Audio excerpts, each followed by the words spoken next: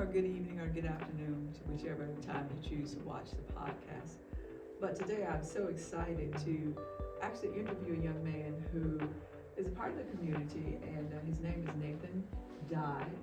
And one of the things that I want him to tell you a little bit about himself in the sense of who he is right now, but our interview is kind of going to be going back and forth, back and forth. Mm-hmm. I guess stemming from when you first began your journey in film. Mm-hmm. Is that correct? Yes. Okay, and where you are now, and basically how the process or how things have changed based on back then and now, and the person that you are. So, Nathan, tell the audience about you.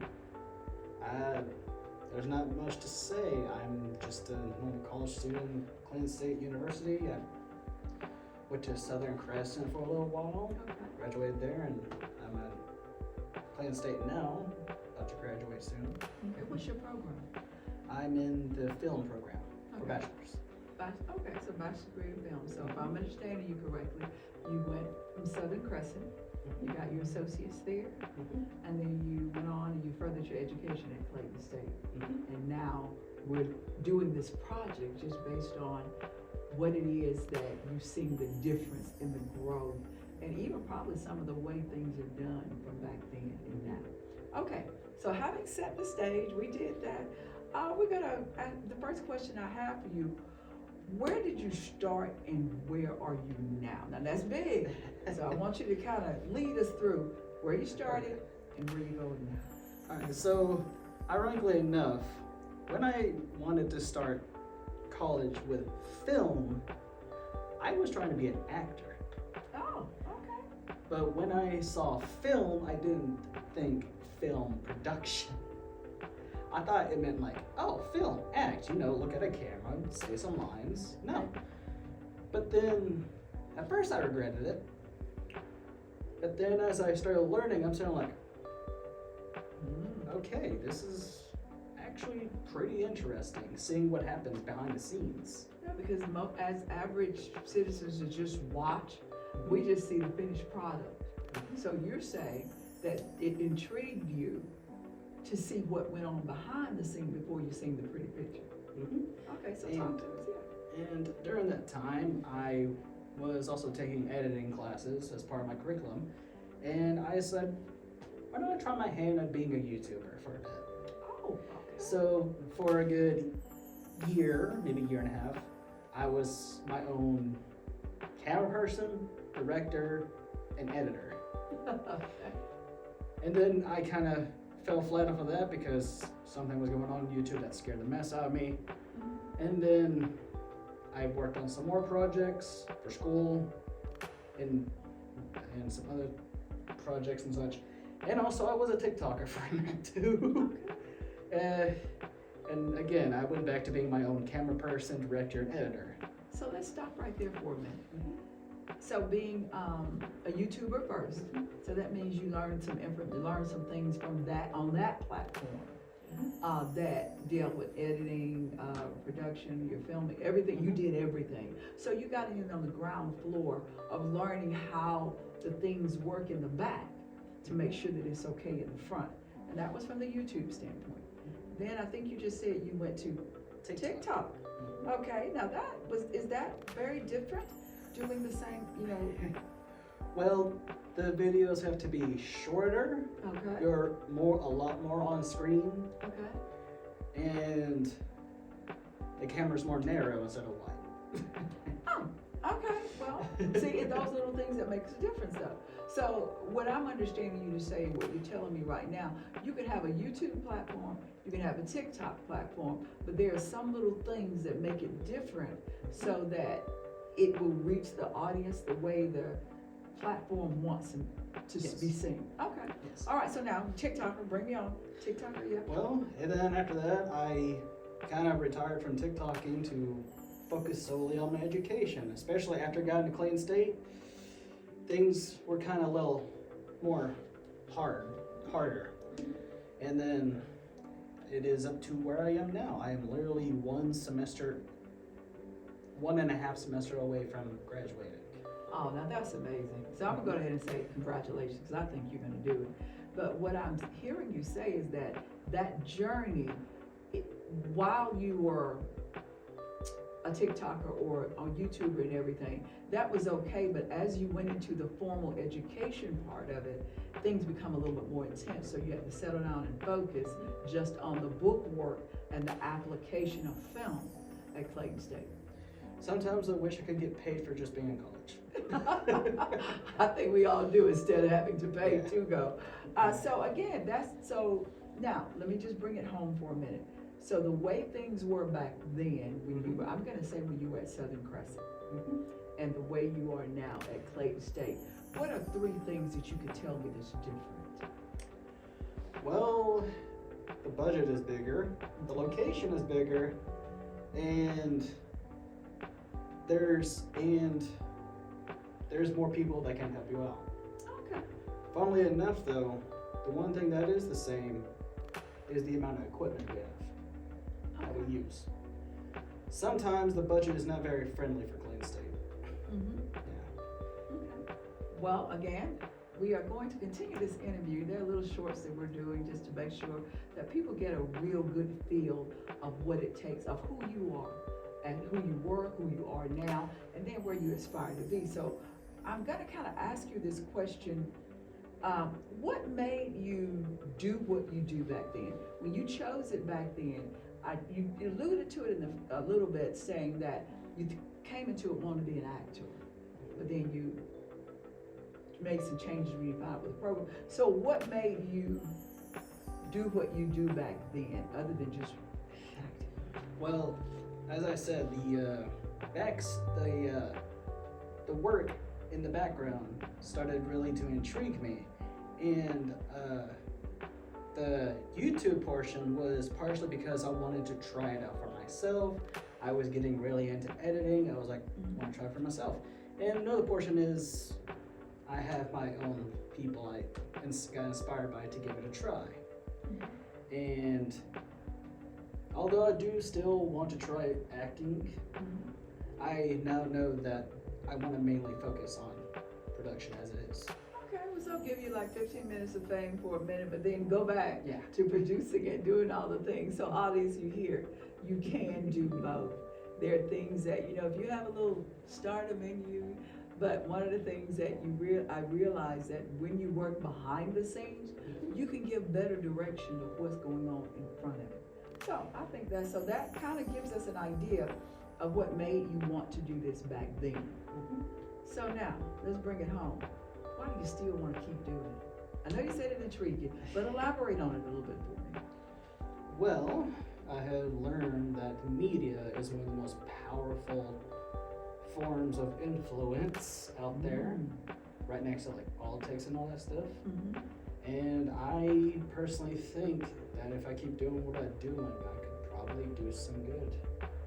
Right. Give some people something to smile about, See, now that's good. That's wonderful. Because we have a lot of stuff going on in the world today, and as you say, there are a lot of things that influence and grabs our attention.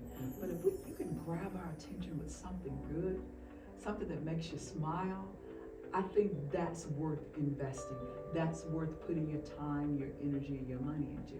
So I think that's a good idea. So back then it was because family might want to do a little bit, acting. But now I'm coming up, I've seen the back portion of it, and I see all the different things that goes on. And then now, I honestly see that I can influence some things. I can help people to learn. So if the content that you're putting out is of a positive nature, then to me, at the end of the day, if you make someone smile, that's all worth doing it. So I think you've done a great job of where it is, where I was back then. I kind of didn't know, but as I have learned through each intricate part that I can land right here with film, because I can make a difference in the little bubble, the people that you have around you. Because you said something in the interview, I have people around me that help. The budget may not be what you wanted at the time, but if you have that relationship with people, that makes a big difference. What do you think? I agree. Okay, so cool. Well, cool. So now we've talked about why you did it back then and why you keep doing it now. And when you get that degree, I know you're going to do even greater things. All right. Well, picking picking up from where we talked about last is why you do what you do. And we ended out stating that, you know, if you can make someone smile and if you can have some type of positive influence on them, that makes you continue to do what you do. But the next question I kind of want to veer a little bit, dig a little bit deeper is like, what makes you do what you do now? I think we covered that, didn't we? Kind of, I think so. Okay. Well, only reason I'm saying, I want to make sure I'm being thorough, because when you talked about the portion, we ended like, you know, what, you know, back then, how it is now, and why you do what you do. I want to stay there a minute, because we ended with you saying, because I realize now media is very powerful, it's very influential. It can either make or break anything. So if you're putting correct information out there, positive information out there, then you have an impact on folks' lives. So talk to me a little bit about that. You said you want them to, if they feel good at the end of the day, you're okay. So how does it make you feel to make them feel good? Well, there is a quote that helps with this. Okay. I learned. Okay. It's when you're helping someone, you're helping everyone. I find it good that if I could make someone happy, it could make everybody happy in some sort of way. Mm-hmm. And the fact that I'm sitting there just trying to help makes me happy. I just want to help. It's gonna sound far-fetched, but I want to help make the world a better place. No, In my own way. See, bingo, in your own way. Because one of the things, and this is just me, God created none of us alike. So to me, we all have a little personal assignment that in our world, where we influence what we do, then it's my job to make that world a little bit better. So yeah, and then, now I'm old, okay, I'm old. And I remember something that I watched many years back. It says like 6 degrees of separation. So you say when you help one person, you help a lot of people. And it's this theory, and I don't know it to be true, that normally each of us are like 6 people away from knowing the same people. So it's not far-fetched that you want to help. By helping one person, you help everyone, because you never know how people are connected. And so if they feel good about what you're doing and how you are influencing their world, they're going to tell somebody else. So no, sir, you are doing very well in saying, I would like to help other people and influence them, because it impacts the world and it impacts your world. So I think you're doing a great job. Anything else you want to tell me about what makes you do what you do? Well, I do have a bit of a bucket list. Okay. I do have a bit of I don't spoil nothing, but I do have my own idea of like a movie series or a show that I want to make. Mm-hmm. And another thing I have on my bucket list, because I grew up with this, I want to make my own Godzilla movie one day. Godzilla? Yes. Oh, now you know what? You know you remember, you can't remember because you're too young. But I used to watch Godzilla versus Megalon. I've seen that one. Yeah. So I'm a Godzilla fan. So I grew up watching that. So yeah, that would be a great series to have, because the younger generation may need to see it on a different, put out there differently. Something that they can relate to. Now they can't relate to us like we're cheesy. Our Godzilla was cheesy, because you can see it was cheesy but good. Yeah. So, but I'm saying y'all may make it look more real, even though it captivated our attention, and we did too. We watch it. I even go back and watch it now. So hey, I'm Godzilla, Megalon, and when he did that little karate stance, I don't know. Yeah, you can tell I watched Godzilla. Yeah. Okay. I digressed. I got too excited about Godzilla. Oh, good. So I understand. So I think that, again, in the world, what you're saying is that the reason I do what I do is in this space, I just really want to make a difference and a positive influence on the world that's around me. So I think that's a great thing. I think you're doing a great job.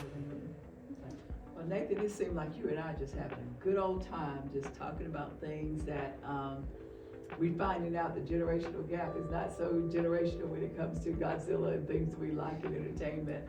But one of the things, we're gonna keep it moving. I wanna make sure that we get into the meat of, in depth of what it is that you wanted to produce with this project.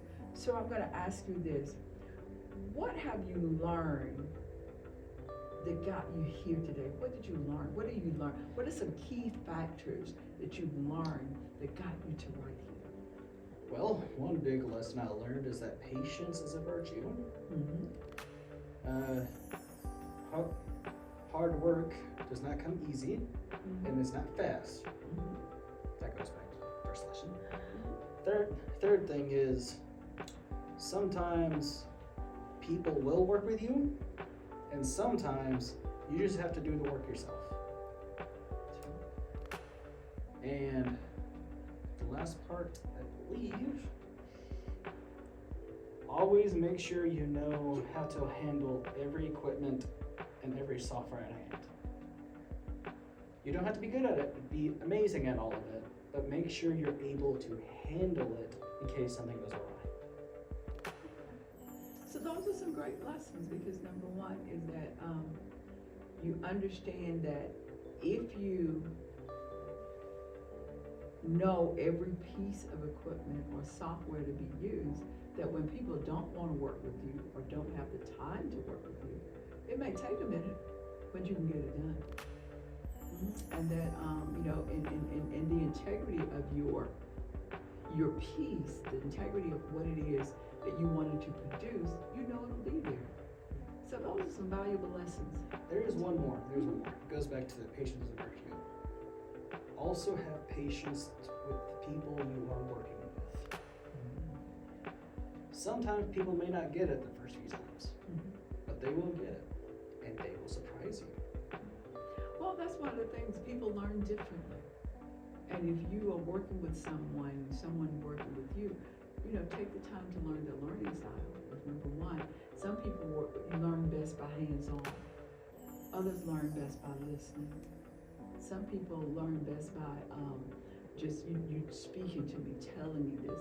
Some people learn best by writing it down. So I think that's key that you said that's the one that you ended with, because they may not get it the first time. How many times did we not get it the first time? And so we have to take that same grace and give it to them. And being patient. But let me give you one that I learned over the years, if you don't mind. Blessed are the flexible, for they shall not be bent out of shape.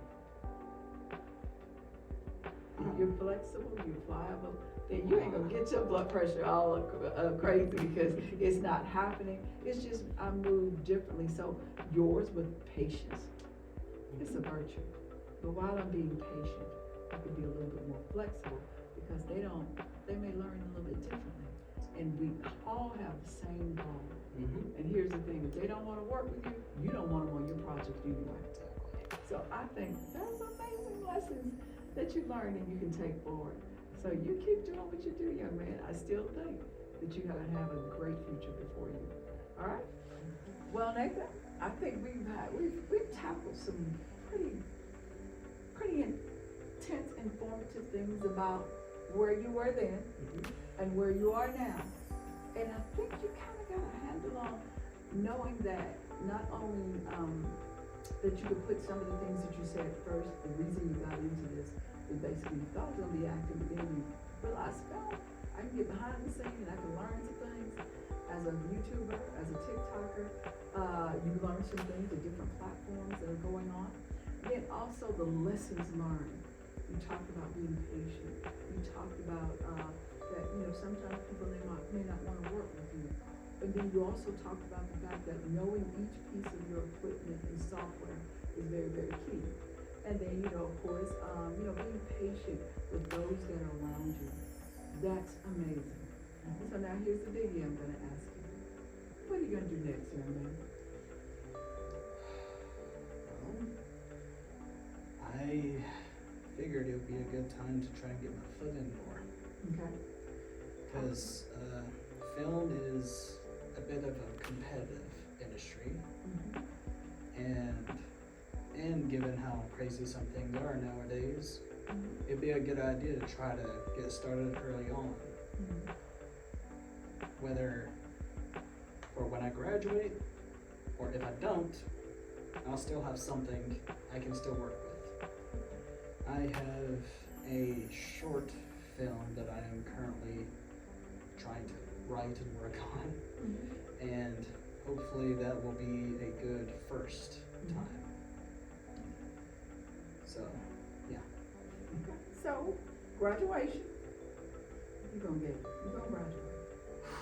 And here's the thing, what you said is that, you do have a bucket list of projects. Godzilla movie, I wanna see that one. And then also, getting in on the ground floor. Okay, with getting in on the ground floor of the film industry? Yes. Okay, so do you have any idea of what positions might be out there on the ground? Well, I learned some things when it comes to film, Yes. in contrast to usual business industries. You can literally start at any position. It is how much people know about you with said position is how far you go. You can start out as a PA and work your way up. You can start out as a cameraman. Heck, you can even start as your own director. But it's how many people know you in that position is what pushes you further. So the film industry is one of the most flexible industries you can be in, but it's also very competitive because you need to have connections. You need to have people who know you. So you can start at any time. You can, if you have a phone with a good camera and good audio, bam, you can already become your own movie director. But if you don't know people, you're gonna have a hard time coming in. I've been trying to network as much as I can, and I am going to try and become my own director from the get-go. Now, does the college offer any type of assistance with an internship? Yes, it does. Okay. The film department itself, including the head of the film department, does help give us people to talk to, connections, friends, influencers, people who can help get our foot in the door. So that means that when you actually get that opportunity, the preparedness of you moving from here to now is very crucial because it's the product that you're putting out there. As a person, when you meet someone, as your portfolio, the different things that you've done, and then just being your magnanimous self, so hey. Well, I think that is amazing, it's awesome, and I do thank you for taking the time to talk with me about things that are happening in Nathan Dye's life from then to now. Well, I thank you for the time. You're welcome. All right, you have a good day. You too.